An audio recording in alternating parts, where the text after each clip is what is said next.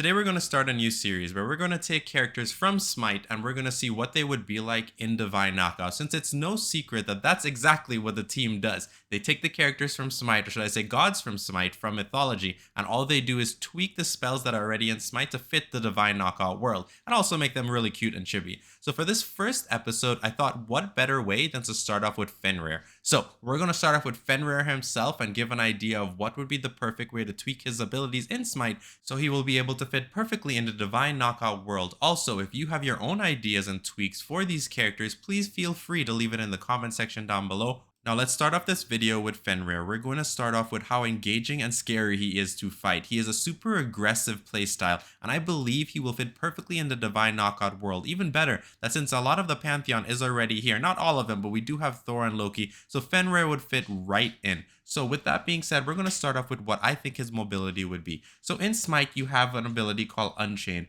which allows you to leap forward, dealing damage to all your enemies on land. So what I think it should be something similar, but with a little twist. Since he's a giant wolf, I think it would be perfect for him to do two versions of his mobility. When he's on land, he should go immediately on all fours and charge at his enemies, similar to how Wukong's tiger form works. Now, the tricky part about Fenrir's mobility will come in when he's not over ground, because obviously it has to make sense. He can't obviously transform into a bird like Wukong would, and he can't go on all fours because what is he going on all fours for? He would just look like he's flying through the sky like a little reindeer, right? So with that being said, I thought, okay, so for the second part of his mobility, when he's not over ground and needs to get back on the arena, maybe he does a howl, and the howl launches him forward into the arena. And if he somehow latches onto somebody, basically means if he hits somebody with his mobility, it doesn't do an area effect like Hercules. Instead, he latches on to his enemy, doing a nice slice, tearing them up, allowing them to bleed for a couple seconds, maybe 2 or 3 seconds. I think that would be really cool. As a little side note, just for the animation, it would be hilarious if he just howls and launches himself like a little torpedo at his enemies. Now we're going to go into the second ability. Now in the game of Smite, it's called Seething Howl. Fenrir rears back and howls, inspiring himself. I think this actually fits perfectly and doesn't need much change. So what he'll do is howl and he gets increased attack speed and damage for a couple seconds. So, in team fights or just by himself, you want to watch out. Once he's inspired, he's going to deal out some extra damage, which would make his divine blessings and blessings a lot more wonky, because you would know, okay, so this character is going to get my vulnerability up very high. There are certain things I need to avoid. So that one was straight and simple, his second ability. Now we're going to go into his third ability. This one in Smite is called Brutalize.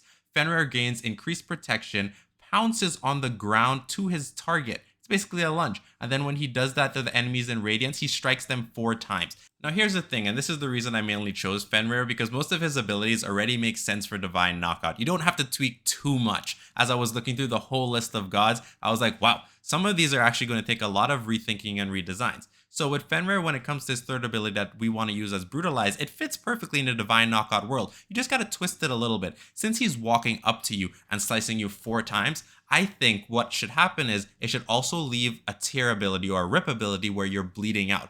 Or maybe, for example, most of Fenrir abilities just do normal damage, but we get a divine trait that allows them now to all rip his targets. So when you equip this as your divine trait, it now allows you to leave some extra damage on your opponent while they're walking away from you. So Fenrir would be known as a very high damage character in the game. These are all things to think about. So right now we're going to go into his ultimate, which is pretty straightforward. I think they should just copy it from Smite. It makes so much sense. Just unleash the power of Ragnarok, turn into this massive, humongous wolf on the map and grab people in your mouth. So if you're in 2v2, 3v3, it would work similar to Ymir's giant snowball, except you're now a giant wolf and you're going around collecting people in your mouth. And once you're done, let's say, for example, the animation does it where he just throws them into non-existence, that would be the better way to do it. Or I don't know, just throws them up on the map or down, who knows. But it's very similar to how Ymir's works, except you're a giant wolf and they're in your mouth. So with that being said, I think that covers all the abilities right there, but we do have to think about what would be the perfect minor traits and divine traits. This is the part where I'm going to say, okay, you guys need to help me out here, because all these traits are very complicated.